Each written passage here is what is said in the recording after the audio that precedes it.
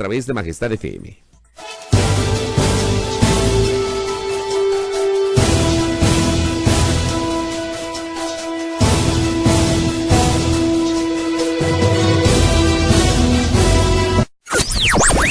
El siguiente segmento tiene contenido o opinión. Los contertulios analizan ahora la actualidad del país y el mundo. En A Primera Hora, la tertulia del día. Un ejercicio de plena libertad de expresión con responsabilidad.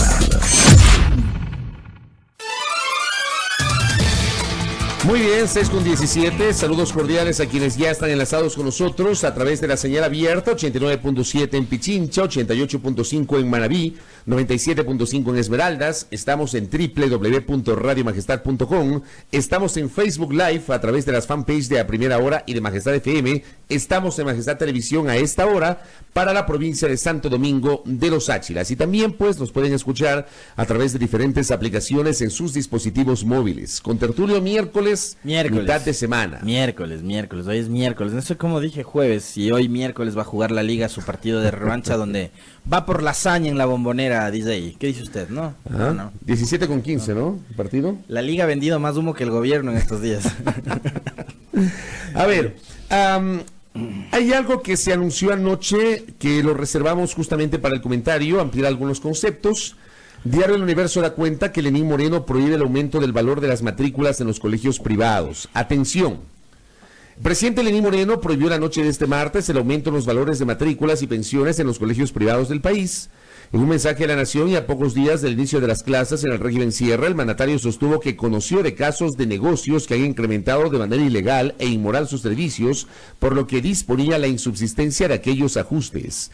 El mandatario conminó a los comerciantes a no aprovecharse de los padres de familia al mencionar que eso también era una forma de corrupción. Moreno mencionó además que había ordenado a los gobernadores que a través de las intendencias ejecuten controles de precios. Esto fue lo que publicó anoche Diario El Universo con Tertulio. Me parece que es una medida adecuada por el tiempo que estamos viviendo, ¿no? Ahora mismo, y nosotros, recordarás tú, la última vez que estuvo aquí la señora ministra de Educación, le consultamos a aquello sobre qué tipo de controles iba a ejecutar el Ministerio de Educación para evitar que exista este tipo de abusos, tanto en el cobro excesivo, en los valores de las matrículas, como también en el excesivo costo a ratos que suelen implementar en estas épocas las escuelas y colegios privados en las primeras pensiones, ¿no? Así como el valor de los transportes escolares, de los famosos expresos. No sé si eso también se incluye dentro de las revisiones y los controles que ha pedido el presidente de la República ejecutar al Ministerio de Educación y a las autoridades, pero me parece que es una medida adecuada, absolutamente coyuntural y necesaria, sobre todo tomando en cuenta la difícil situación económica que están atravesando las familias, ¿no? Muchas familias en este momento habrán quedado su padre o su madre, uno de los dos, o quizás hasta los dos, sin empleo, trabajan en el sector público, por ejemplo, y tienen que enfrentar y tienen que ponerle la cara a la situación de tener que matricular a sus hijos, pagar pensiones, etcétera, etcétera. Y sabemos que las condiciones actuales del país no son las mejores, entonces por lo menos eso, ¿no? Un anuncio de que se van a hacer controles para que no existan abusos de parte de las instituciones educativas en el cobro de las pensiones y de las matrículas. Entiendo que mañana acá en nuestra mesa de trabajo nos acompañará pues una representante, una de las autoridades del Ministerio de Educación para profundizar en algunos aspectos relacionados con el aumento, con el inicio del nuevo año lectivo 2019-2020. Diario El Comercio también da cuenta pues de esta información generada anoche. No habrá aumento de pensiones en planteles privados en Sierra y Amazonía en el ciclo 2019-2020. Los aumentos de las pensiones y matrículas en planteles privados quedan insubsistentes en este ciclo lectivo 2019-2020 que empezará el próximo lunes 2 de septiembre en Sierra y Amazonía. Así lo anunció el presidente de la República, Lenín Moreno, en un breve enlace radial y televisivo la noche de ayer. He dispuesto que se deje insubsistente cualquier aumento a matrículas y pensiones en colegios privados. Hay negocios que han elevado ilegal e inmoralmente los precios de textos y útiles escolares. No lo vamos a permitir. El primer mandatario indicó además que ha ordenado a los gobernadores de las provincias vigilar que los vendedores de útiles escolares y libros no se excedan en los precios para cuidar los bolsillos de los padres de familia. Eso es básicamente lo que ayer ha señalado el presidente, pero claro, nos quedamos con algunas inquietudes planteadas justamente por el contertulio, ¿Cómo se va a instrumentar esta medida?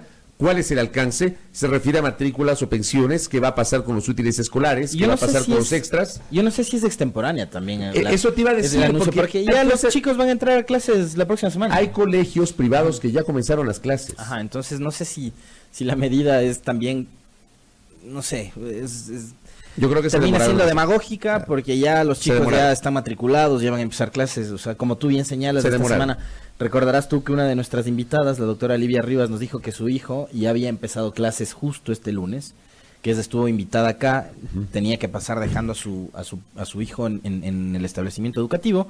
Entonces el anuncio lo hace recién el día de ayer el presidente. Entonces los chicos ya están matriculados probablemente hace más de 15 días. Claro, 20 días. Acá Fabiola Villarruel nos escribe y dice, ya nos cobraron las matrículas. Eso, ¿qué va a pasar con la gente que ya pagó? ¿Qué va a pasar con aquellos que tienen a sus hijos o hijas, a sus niños o niñas en establecimientos educativos privados y que probablemente experimentaron algún tipo de aumento o de revisión en el valor de matrículas y de pensiones para este año? A menos de que les hagas devolver el incremento indebido, termina siendo una medida, un anuncio demagógico. Sí, por eso te digo, podría ser. A ver, el anuncio es interesante y partamos de eso. El anuncio creo que es lo que hay que hacer para tratar de controlar este tipo de situaciones, pero sí, me parece que se demoraron demasiado. Esto debió haber sido anunciado por lo menos 15 días atrás. Por lo menos 15 días atrás. Se lo anuncia hoy. Anoche martes, cuando estamos a menos de una semana del inicio formal de las clases y tomando en cuenta que hay establecimientos educativos que tienen la lógica del bachillerato internacional y que empezaron justamente esta semana ya con las clases. Entonces, creo que tardaron demasiado. Luego el anuncio del presidente es un anuncio muy general.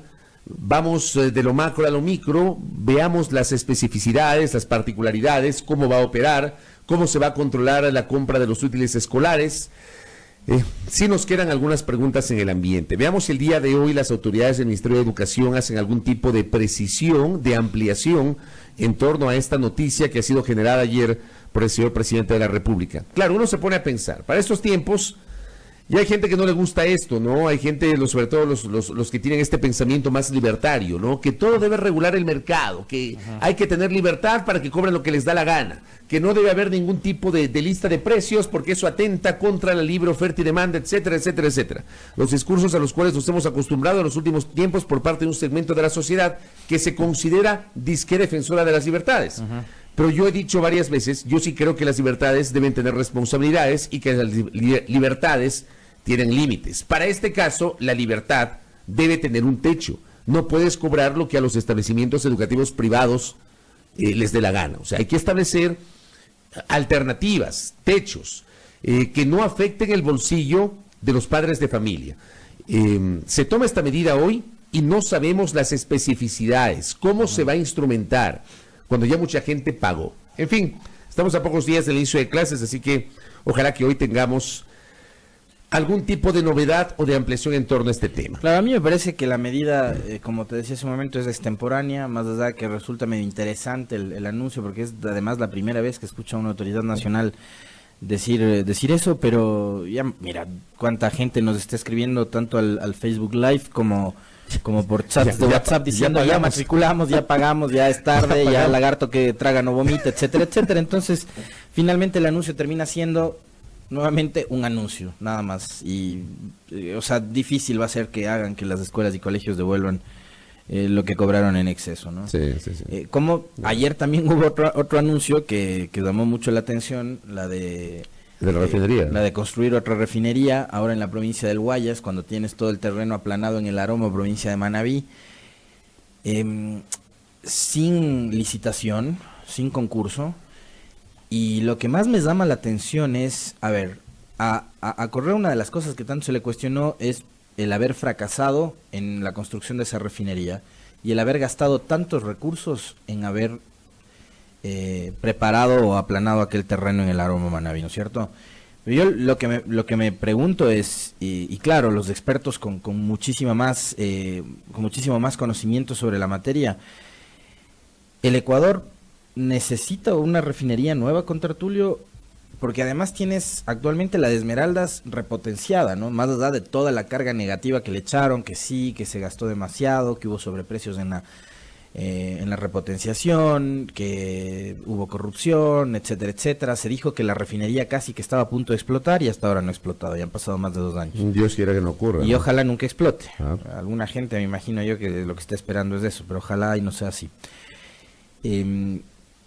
Pero las reservas del Ecuador y la economía del Ecuador a futuro están como para construir y gastarte, no sé, 3.000, 4.000, lo que cueste, millones de dólares en una nueva refinería, o el Ecuador ya tiene que ir pensando, porque además yo no sé cuánto sean las reservas de petróleo que le quedan a este país como para que amerite construir una refinería.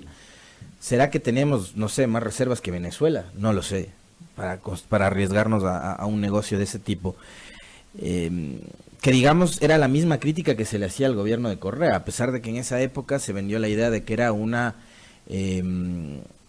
alianza con PDVSA, ¿no? Y de que la inversión era compartida y demás. Pero bueno, la pregunta es, ¿el Ecuador requiere o necesita de una nueva refinería? ¿Tenemos los suficientes recursos petroleros bajo tierra como para nuevamente levantar una refinería? ¿O ya tenemos que ir pensando en qué vamos a hacer como país en la etapa postpetrolera? Claro, cuando se acabe el petróleo. ¿De qué vamos a vivir? Se supone que estamos en la era postpetrolera y del fortalecimiento de la minería, más allá de las posturas antimineras generadas por algunos sectores que ya lo vamos a comentar, por ejemplo la postura de la CONAIE.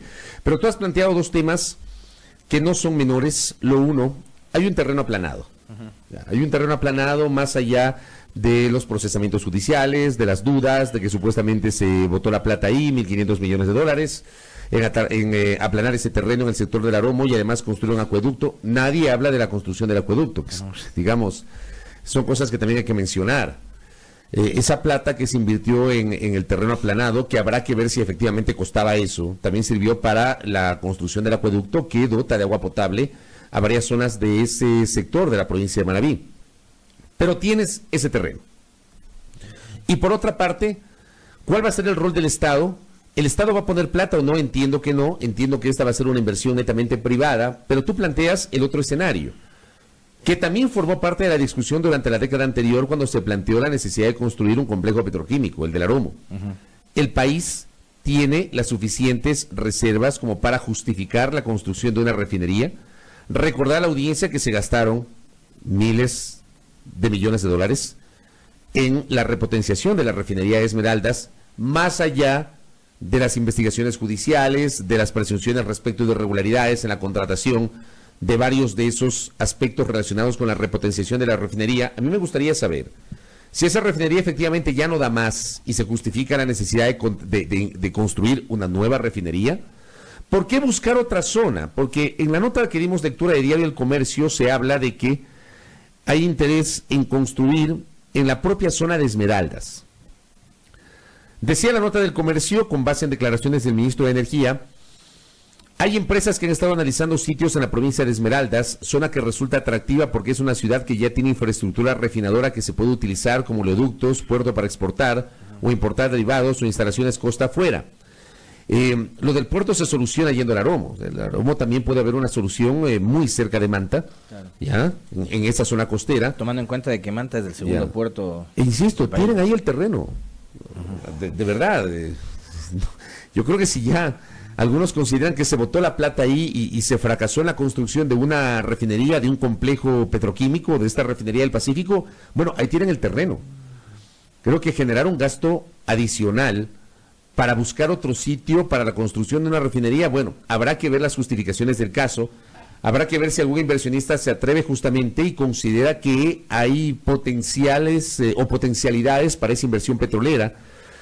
Más abajo en la nota del Comercio da cuenta que, según el ministro Pérez, las empresas interesadas en invertir en la construcción del complejo industrial deberán remitir en el plazo de 30 días información de su capacidad técnica, económica y experiencia.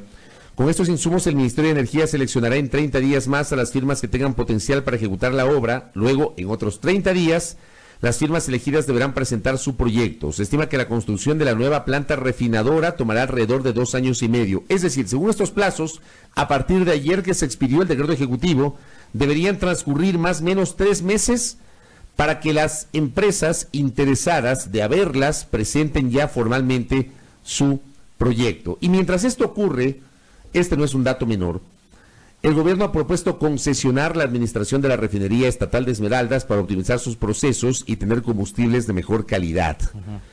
Adicionalmente, Santiago Cuesta, consejero presidencial, ha sugerido el cierre de esta planta refinadora por la contaminación que genera. Este eventual cierre de la principal planta refinadora del país tendría un efecto sobre la producción de derivados que se emplean en 11 sectores productivos. De estos, en 5 segmentos habría incluso limitaciones para su abastecimiento. Son cosas que hay que analizarlas, creo yo, con más profundidad, con más cabeza fría. Uno, ¿se justifica o no una nueva inversión para construir un complejo petroquímico o refinador? Dos, ¿por qué no en el Aromo, donde ya hay un terreno, donde hay una infraestructura allí que se hizo, el terreno y el acueducto La Esperanza? Tres, ¿qué va a pasar con la refinería de Esmeraldas? ¿Se justifica o no la concesión de la administración? ¿Qué implicaría esa concesión de la administración? Y si habrá algún operador privado interesado en administrar esta refinería que pues hay algunos sectores que discuten esa refinería. Y 4, esta postura de Santiago Cuesta de que debe ser cerrada esa refinería, que creo yo es una medida mucho más extrema y que sí podría generar complicaciones económicas al país respecto del abastecimiento de derivados del petróleo como la gasolina. Porque es la única refinería con la que cuenta actualmente el país. Ojo, no solo la gasolina, el asfalto, por ejemplo. Claro, exactamente. No solo la gasolina. De ahí sale el asfalto, exacto. O sea, tienes ahí algunas dudas. Oye, ahora mi pregunta es, ¿ese anuncio que hace el señor Cuesta, lo hace basado en estudios técnicos o se le ocurrió decir que había que cerrar la refinería de Esmeraldas? Porque eso habría que saber también, ¿no? O sea, ¿hay algún estudio técnico que indique que lo más recomendable es cerrar la refinería de Esmeraldas? Pero bueno, yo lo que planteo también es, habrá que ver si se concreta, ¿no? Díganme ustedes, les pregunto, porque yo no he sabido nada, de si ya el famoso Tren Playero, por ejemplo, está en estudios o ya se ha hecho algún trazado de qué ruta es la que va a seguir, porque recuerdo que durante unas fiestas de Guayaquil también se anunció el tema del Tren Playero y yo hasta ahora no tengo referencias de absolutamente nada con respecto de ese proyecto que anunció el gobierno nacional. Por ejemplo. Ajá, entonces... veamos, ¿no? Sí, que no se quede solo de anuncios. Claro. Y si hay anuncios, concreciones. 2 anuncios ayer. Dos anuncios respecto del tema petrolero, del tema hidrocarburífero y del tema de las clases. Y sobre esos 2 anuncios hemos planteado una serie de interrogantes en este momento. Y sobre el tema económico, ¿no? El tema de las empresas públicas. ¿Qué fue lo que dijo ayer el ministro de... El tema de las... el ministro de Finanzas. De que se va a poner un techo presupuestario a todas las entidades públicas para controlar... Digo, que eso me parece de alguna manera bien, que exista como mayor... Si una de las cosas que probablemente está haciendo bien Martínez es controlar el excesivo gasto, que a rato sí se puede dar en lo público. Digamos, eso me parece interesante. Damos lectura a la nota de las empresas públicas buscarán cotizar en bolsas y titula del colega Sebastián Angulo de Diario Expreso, donde se señalan algunos temas interesantes, como por ejemplo que las empresas públicas en este país deberán, a partir de la presentación de una nueva ley en la Asamblea Nacional, por ejemplo, empezar a rendirle cuentas al Servicio de Rentas Internas. Deberán ajustarse a los estándares internacionales sobre balances financieros, porque algunas de estas empresas no tienen balances, cosa que además me parece de locos, que recién 2 años después se esté tratando de poner en orden la situación interna de estas empresas. Las empresas públicas buscarán cotizar en la bolsa de valores, aseguró Martínez, es decir, las entidades saldrán a buscar fondos en el mercado bursátil local, por ejemplo, a través de la emisión de títulos para que cualquier persona interesada pueda comprar y ser inversionista con el fin de dar mayor transparencia a sus balances y gestión. Me parece de alguna forma interesante también algún ecuatoriano que crea, por ejemplo, que es conveniente comprar acciones en CNT, por ejemplo. Claro. Puede hacerlo. No sé si compren en TAME o en los medios públicos.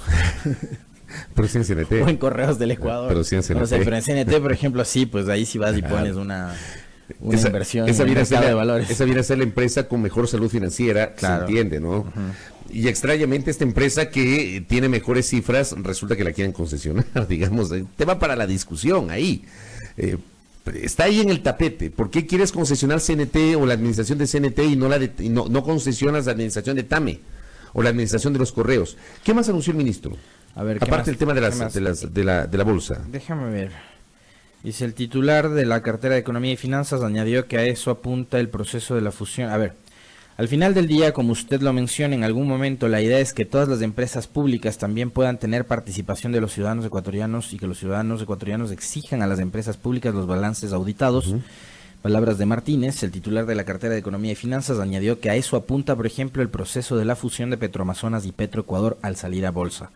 Moreno y Martínez no dieron detalles sobre plazos o metas de la propuesta. En países como Colombia y Brasil, empresas públicas específicamente de petróleo cotizan en el mercado bursátil local y extranjero. Por ejemplo, la colombiana Ecopetrol salió a la Bolsa de Valores de Colombia en el 2007 y 2009 a la Bolsa de Valores de Nueva York. La brasileña Petrobras también cotiza sus acciones en la Bolsa de Sao Paulo, entre otros mercados. Paul McEvoy, gerente de la Bolsa de Valores de Quito, aseguró que para enlistarse en bolsa las empresas sí deben adoptar ciertas normas de gobierno corporativo, también deben tener transparencia en los balances auditados con cierta periodicidad. Sin embargo, para que eso ocurra podría tomar tiempo.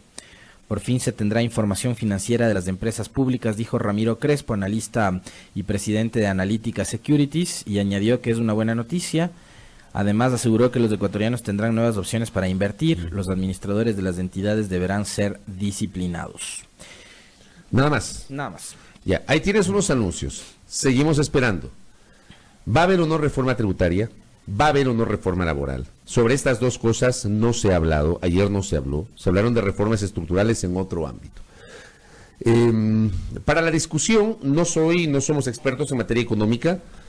Veamos qué dicen los especialistas en estos menesteres respecto a este anuncio de que ya no se procurará entregar el presupuesto así nomás, sino establecer techos con base en las necesidades de las instituciones y con base en esos techos establecer justamente cuáles son las necesidades que se requieran. Hay, por ejemplo, me parece interesante allí profundizar el debate con tertulia, amigos y amigas, porque hay instituciones públicas que resulta que cierran el año sin ejecutar la totalidad de sus presupuestos. Por ejemplo. Ya, ese es un tema aquí está. recurrente. Vamos con ese tema. ¿Ah? En Diario La Hora está más extenso el asunto de los techos presupuestarios a los que yo te hacía referencia.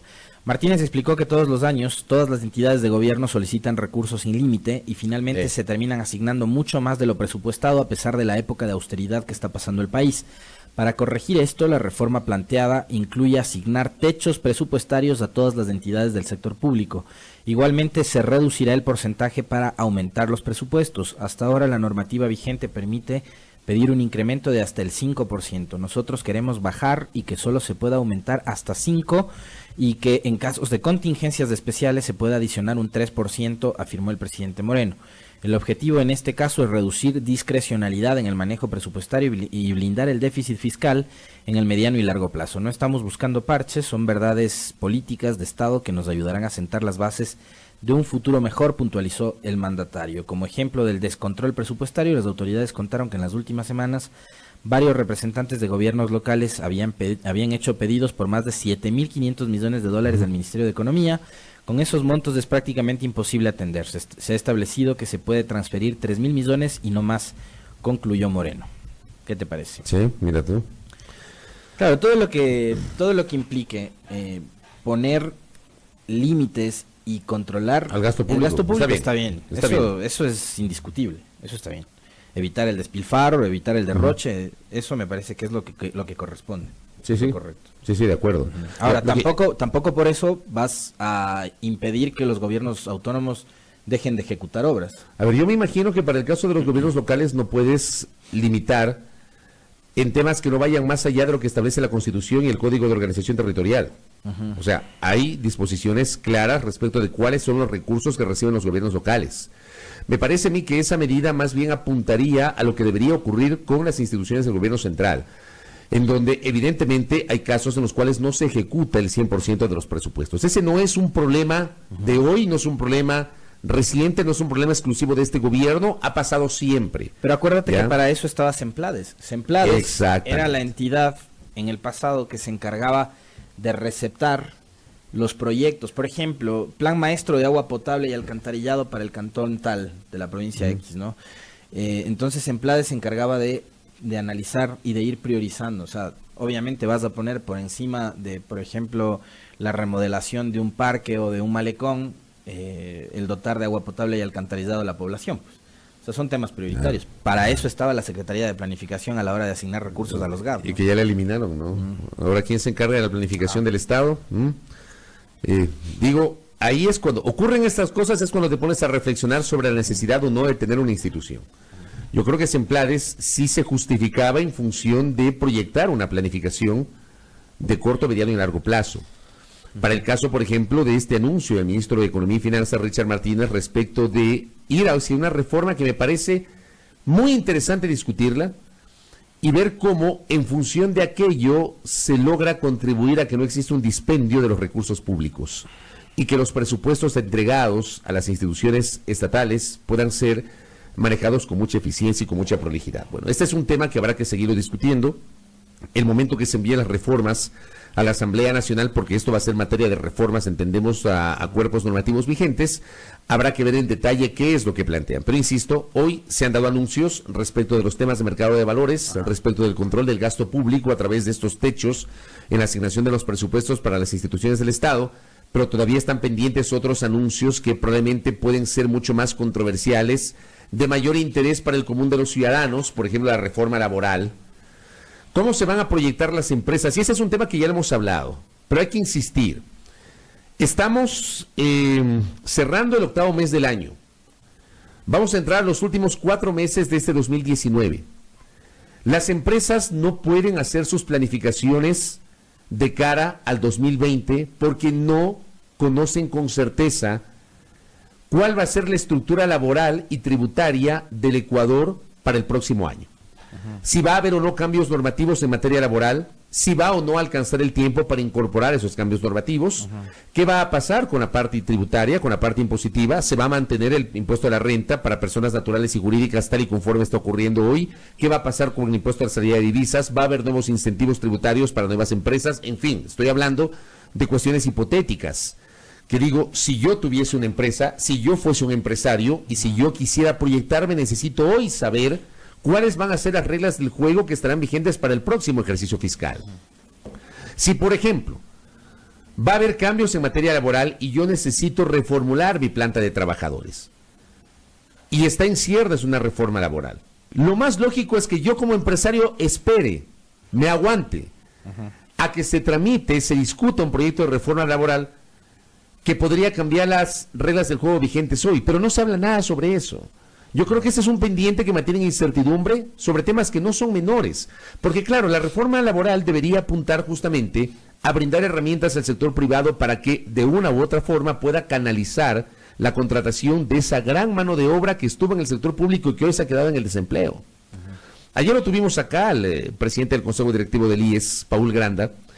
El IES, por ejemplo, ha planteado una serie de incentivos para poder acceder a los préstamos hipotecarios.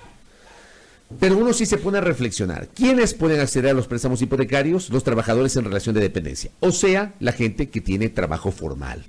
La gente que en función de su trabajo formal aporta a la seguridad social. Los afiliados voluntarios no pueden acceder a préstamos hipotecarios y eso nos ratificó Paul Granda ayer. Ahora, si no tienes trabajo, ¿cómo accedes a un préstamo hipotecario? Y yo te decía ayer, y le consultábamos eso al presidente, ¿no? Si es una medida arriesgada en estas condiciones, el flexibilizar de esa manera tema de intereses y tema de plazos y también de montos, ¿no? Para los préstamos hipotecarios, porque además, digo, sobre todo en el sector público, con Tertulio, donde tú ahora mismo no tienes certeza y seguridad de tu estabilidad laboral, puedes arriesgarte a endeudarte en un crédito de 130,000 de más Ese es el dólares tema. Para comprarte casa. Ese es el tema. No sabes si es que tú o tu mujer o tu pareja mañana o pasados quedan sin trabajo. A mí, por ejemplo, me parece fantástico que puedas acceder a un préstamo hipotecario hasta 25 años con una tasa de interés que no supere el 6% para comprarte una vivienda de hasta $70,000. Tiene un enorme efecto dinamizador ya en el sector inmobiliario, en el sector de la construcción, en el sector de la economía, la construcción, que es probablemente una de las ramas que mayor dinamismo le otorga a la economía nacional. Sí, ciertamente. Pero si no tienes trabajo formal, si no tienes relación de dependencia, o si la tienes pero no sabes, si este viernes 30 de agosto te van a notificar a las 5:30 de la tarde, te llega en el Kipux la notificación de que te quedaste sin trabajo, ¿cómo te arriesgas tú a acceder a un préstamo hipotecario con el BIES? Muy difícil, ¿no? ¿Me comprendes? O sea, no es un tema menor y sobre esto muy poco se habla. O sea, yo siento, tengo esa sensación de que se toman medidas que pueden sonar muy interesantes, pero no son medidas integrales, no forman parte de toda una estructura, de un anuncio mucho más estructural, porque digo, tienes estos incentivos con los hipotecarios que me parecen, repito, muy interesantes para un momento en el cual se requiere la dinamización de la economía, sí, pero si no tienes trabajo, o sea, esos anuncios deben ir complementados con otros. Con otros. Y es claro, está bien, es lógico que el BIES no otorgue préstamos hipotecarios a quien no tiene relación de dependencia. Porque te imaginas tú la enorme cartera vencida que de hecho se ha incrementado en los últimos tiempos, que también en la última parte le preguntamos a Paul Grana, no nos quedó tiempo para profundizar en aquello.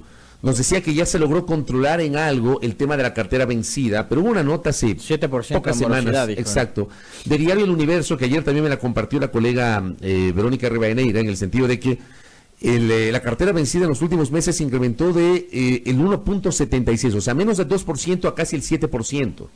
La cartera vencida, es decir, la gente que no paga, que no está al día, porque no tiene trabajo fijo, porque no tiene relación de dependencia. Es complicado este tema, o sea, hay que buscar medidas no aisladas, sino como parte de un plan integral. Lo que pasa es que, a ver, yo creo que aquí hay un problema de origen, y es el hecho de que tienes un gobierno que llegó con un plan de gobierno, valga la redundancia, con el famoso plan Toda una Vida, que sobre la marcha se fue transformando y se fue cambiando y se fue alterando y digamos no se está cumpliendo, ¿no? Se ofreció ¿cuántas? 200.000 viviendas, 235.000 viviendas fueron. ¿Cuántas están ya? No sé. Se ofreció construir 40 universidades. Me parece que Juan Sebastián Roldán habló como de 30.000 anteayer que estuvo. Bueno, me parece. Digamos que son 30.000 de las 200 y pico de miles que ofrecieron ya. Se ofreció construir 40 universidades. ¿Cuántas se construyeron, Contertulio? ¿Cuántas están empezando a construir? Nuevas universidades, no tengo idea. Pero se ofrecieron 40. No tengo idea. Yo tengo el dato. Yeah. No tengo el dato. Se ofreció después sobre la marcha el tema del tren playero, que ya lo mencionamos. Se ofrece ahora la refinería. O sea, vamos de ofrecimiento en ofrecimiento, pero vemos que no hay una concreción como tal. Lo de estos créditos puede parecer interesante, pero tú acabas de señalar una serie de vicisitudes que hay alrededor sobre el tema de la falta de estabilidad en lo laboral, que hacen que la gente también se lo piense una, dos, tres veces para endeudarse en comprar un auto, en comprar una casa, en sacar un crédito, etcétera, etcétera. Entonces, vaya. Sí, por eso te hablaba yo. No pueden ser anuncios aislados, sino deberían ser parte de una estructura. Anuncios sí interesantes, repito, que se entienda lo que estoy diciendo. Me parece muy interesante lo del BIES, me parece muy interesante lo del ministro de Economía, me parece muy interesante lo del presidente ayer respecto de controlar los excesos en el cobro de matrículas y pensiones en el sector privado, pero hay un plan. Del anuncio de ayer decíamos, hay la necesidad de regular, sí, pero creo que se demoraron, porque las clases ya empezaron en algunos establecimientos privados, se demoraron. El tema del BIES, bien, pero ¿a quiénes beneficia? Ayer, por ejemplo, y con esto cierro el comentario antes de la pausa, seguramente mañana profundizaremos en aquello. Ayer nos enteramos, supimos, que hay una enorme planta de trabajadores de Gamavisión en Quito y Guayaquil que fueron despedidos. Ayer fueron notificados por la Dirección de Talento Humano, la Unidad de Talento Humano del canal, con su desvinculación. Un canal que encima les debe el sueldo porque no están al día. O sea que están con 2 meses de mora en el pago de los salarios. Adeudan al IES. Ya, le adeudan al IES, le adeudan al Servicio de Rentas Internas. Los trabajadores de Gamavisión no pueden acceder a los beneficios de la Seguridad Social porque el canal no está al día. Hay trabajadores que tenían tratamientos de salud, enfermedades catastróficas y que no podían ser atendidos en el IES por la morosidad, ¿no? Nos vamos a reservar el comentario, ampliar con más profundidad el día de mañana. Por acá me recuerdan. Siga sumándole a la lista. Dele. El metroférico para Quito, la ampliación de la vía Santo Domingo Quevedo Juján, el cuarto puente de Guayaquil, la iluminación del Estadio Serrano Aguilar. Nada. Bueno, lo de Santo Domingo Quevedo Juján, entiendo yo que está en manos del sector privado y no sé en este momento cómo está ese proyecto. No quisiera yo ser impreciso, pero había este anuncio justamente por parte del gobierno. Hay un anuncio de la prefectura de Pichincha. Yo le dije a la carismática que haga el favor de buscar en la agenda un espacio para la señora prefecta Paola Pavón para hablar de la ampliación la LOAG, Sí. Santo Domingo. Habrá que Sí, que se hizo visitar. un anuncio interesante, una inversión millonaria que se va a hacer ahí por parte de la prefectura para ampliar la vía. Además también conocer y saber qué ha hecho la prefectura en estos primeros Claro, días. para ver también qué ha hecho la prefectura qué ha de hecho. Pichincha. Sí. Claro. Vamos a la pausa, al retornar y estaremos empezando con la ronda de entrevistas, agenda muy mediática. Vamos a conocer la situación de David Piña, quien está detenido, quien ha sido procesado por el caso de la desaparición de Karina del Pozo. Su abogada estará con nosotros en nuestra mesa de trabajo. Más adelante también el doctor Juan Pablo Albán Alencastro y posteriormente el jurista Carlos Soria, quien patrocina la defensa del sueco Olavini. Esa es nuestra agenda de entrevistas. No se desconecte de la sintonía de Majestad FM.